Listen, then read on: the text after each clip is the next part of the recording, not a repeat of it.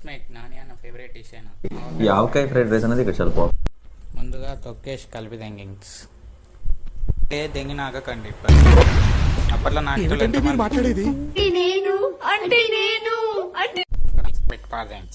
తర్వాత oil things గుద్దాలు వేయకండి కొద్దిగా తర్వాత ఆవాలు థింగ్స్ కొద్దిగా జీలకర్ర కూడా ఇవి చెప్పాలన్నాక ఇంత మిరపకాయ అండ్ ఆనియన్ కూడా వేసి పాడేయండి. తర్వాత అల్లం పేస్ట్ కొంచెం పసుపు కూడా వేసి పాడేయండి.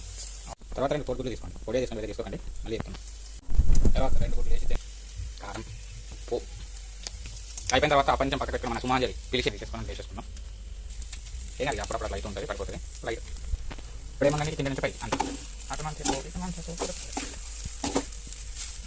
తర్వాత ఏముందండి మన ప్లేట్ వేసేసుకొని ప్లేట్లో అన్నం పెట్టేసుకోవడమే.